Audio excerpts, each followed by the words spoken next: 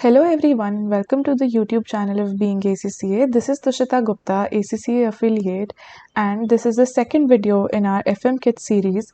With this video, we are starting with the topic of working capital management. There are total 6 questions for this topic of section B in the kit, and there will be 3 videos covering 2 questions each. The first video consists of Green Company and Hall Company. Let's get started. Let's read Green Company. Green Company is a furniture manufacturer whose auditors have pointed out that its working capital position is far from satisfactory. The main problem is that high level of inventory, which has led to the company building up a larger and larger bank overdraft. Managers at Green Company have been to numerous public lectures discussing various types of inventory control systems and technologies, but have felt that most of them are impractical. Indicate by clicking the relevant boxes whether the following are or are not assumptions behind the traditional EOQ formula. The formula of EOQ is written over here, and we are required to tell whether these statements are assumptions in the EOQ formula or not. So, constant demand. Yes, constant demand is an assumption because we assume that the demand will remain constant and we will be maintaining an average inventory according to this constant demand, which is the half of this annual demand. Then zero lead time. No, this is not an assumption.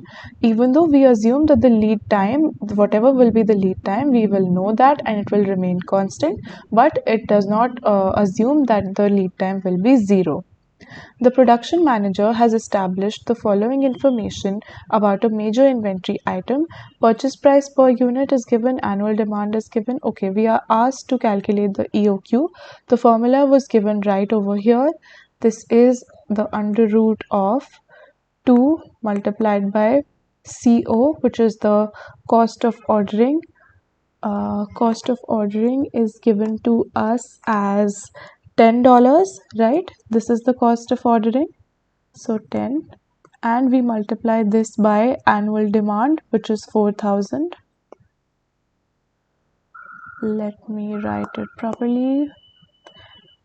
This is 2 into 10 into 4,000 and divide this by cost of holding. Now, what is the cost of holding that we have? Annual storage cost per unit is $2. So, and the cost of capital is also given to us as 10% per year. So, this will be $2 plus 10% of purchase price, which is 480. So, 10% of 480, which is 48. So 48 plus 2 will give me a 50, right? So if I solve this on my calculator, I will get my answer, which will come out to be 40 units. So this is my EOQ.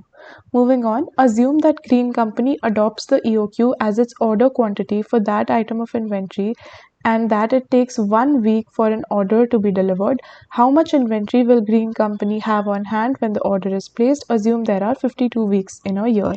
Now see, we are basically asked the reorder level over here, that at which level we will reorder, that how many units we are left with, then we will place the next order.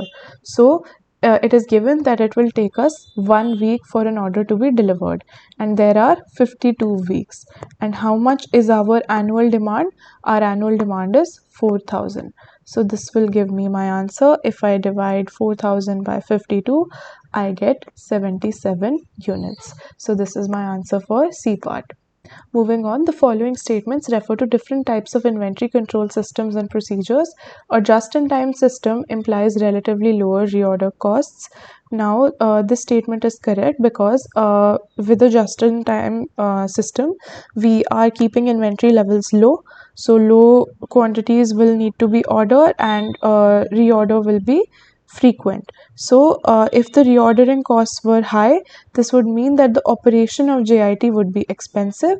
So, reorder costs are low for a JIT system to be effective, right? So, JIT system will only be helpful where the reordering costs are not very high. So, this statement is correct. Moving on to the second one. Periodic review means ordering inventory when it falls below the designated safety level of inventory. Periodic review actually means inventory is ordered at fixed regular intervals. They will not consider how many units of inventory we are left with. So periodic is not concerned with that. It is concerned with the period of time. Once you have set up a period, maybe 2 weeks is the reordering time. So periodic inventory will be ordered after every 2 weeks. So this statement is not correct. Moving on to the third one, use of the economic order quantity model means that holding and ordering costs should be same. Now this statement is also correct. Under EOQ, we equalize these holding and ordering costs. So EOQ is actually wherever, even if you can check in the numericals, wherever you calculate EOQ, at the EOQ level, your holding and ordering cost would exactly come out to be the same. Otherwise, your answer is wrong. So this is also correct. And 1 and 3 is the option, which is B. Okay. The following possible benefits have been attributed to just-in-time systems: reduced inventory levels, less waste, reduced production times, improved quality of output. So all these claims can be justified because these are all the advantages that you will get if you implement the just-in-time inventory system. So with this, we come to an end to the question Green Company, and Hall Company is the next one that we are starting. Hall Company is a retail organization that buys goods from abroad for cash and sells them locally to both individuals and businesses. It has grown rapidly since its formation on 1st January 2021, with results summarized below. Okay, so these are sales, cost of sales, gross profit, admin costs, and net profit. In the first year, sales were made on a purely cash basis, then credit sales were introduced for businesses.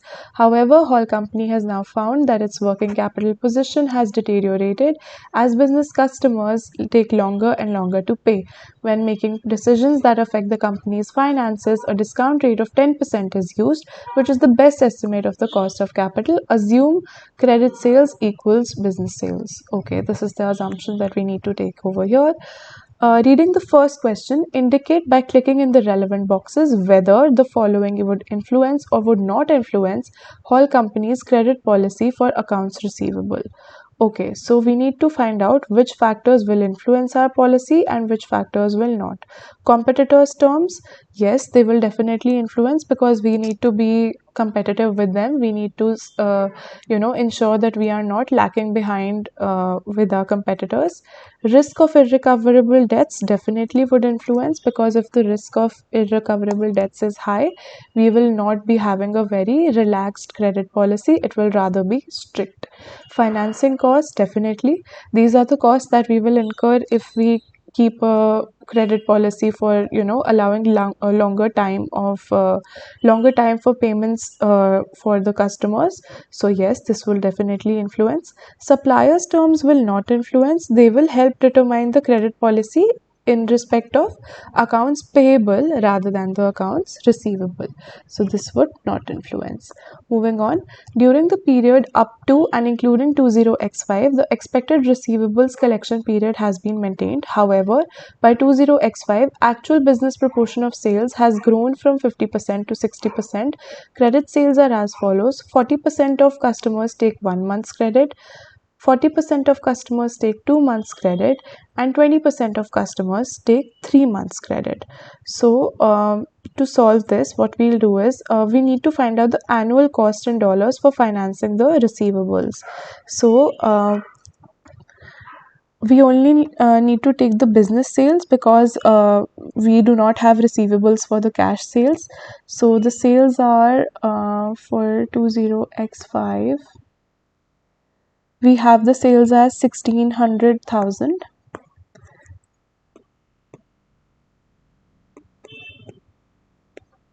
Right, and it is mentioned that the proportion for business sales has grown to 60%. So multiplying this by 60%, I will get 960,000. Right, so now I need to find out how much my receivables are. So it says that 40% takes 1 month's credit, 40% 2 months, and 20% take 3 months credit. So what I'm going to do is I'm going to take these into fractions and then multiply these by 960,000 to calculate my receivables. So 0.4, 40% take 1 month's credit, 1 by 12, and then I will add 40% that take 2 months credit, and then I will add 20% that take 3 months credit, right? And then I will add whatever this comes and multiply this by 960,000. Performing these calculations, I will just find out my receivables. Receivables will come out to be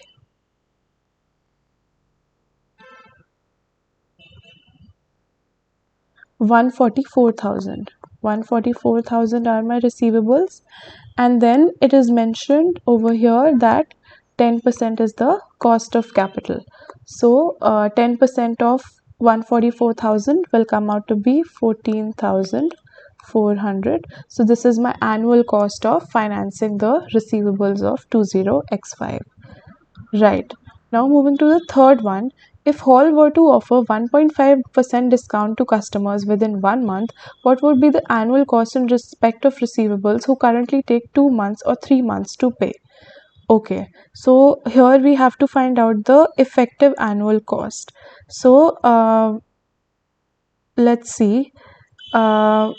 For those who switch from 2 months to 1 month, first of all, let's find out let's write the formula over here.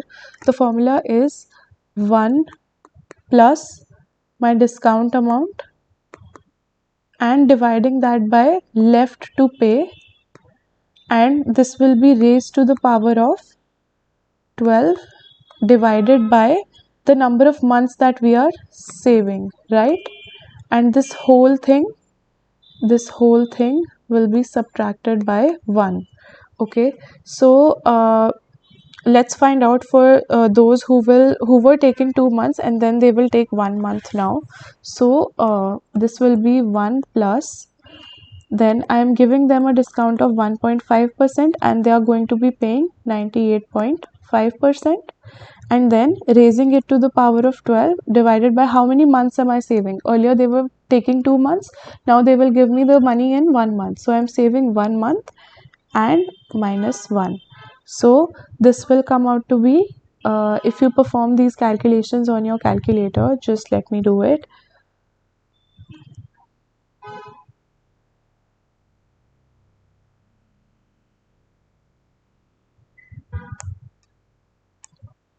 Right, so this will come out to be 19.89%, which is option A.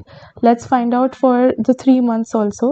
For the 3 months calculation, we have again the same thing, 1.5 divided by 98.5, raising it to, now this will change because earlier they were taking 3 months and now they will pay in 1 month. So this will be 2 over here and minus 1. Again, let me solve this and find out how much am I getting.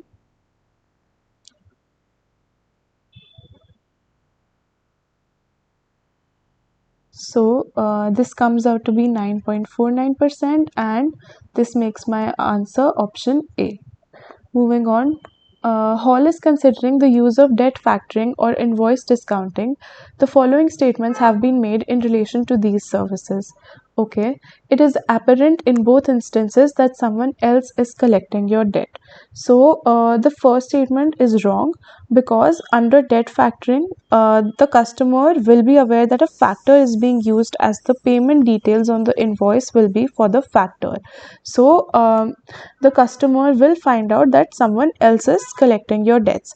In invoice discounting, customer will not be aware that invoice discounting is being used. So because under invoice discounting, the customer will be unaware that this thing is being used. So this statement is wrong. Moving to the next one, the debts remain an asset of Hall company under factoring. So when Hall company is using factoring, so invoice, the people who are discounting these invoices, they will lend money using these receivables as security, right? So they when we obtain the finances from these factors by giving our debts as factoring, so these do not remain an asset for the company. In fact, they become an asset of the factor that has lent us the money on the basis of these receivables. So that makes D as the right option. Moving on to the last question: which of the following is not a function of a credit control department? Okay, advising existing customers on payment terms? No. Determining whether to accept cash discounts? Yes. This is the correct answer. Giving credit references to third parties is a function. Investigating potential customers' creditworthiness is definitely a function of the credit control department. Why B is the correct option is also because the list of these roles of the credit department are notified by ACCA in one of the model answers, and this thing which is in option B is not listed. It is listed in the role of a purchase ledger department. So that is why option B is the right answer. And with this we have come to an end to these two questions. In the next video you will find the video solutions to Jeep's company and King company. Thanks for watching.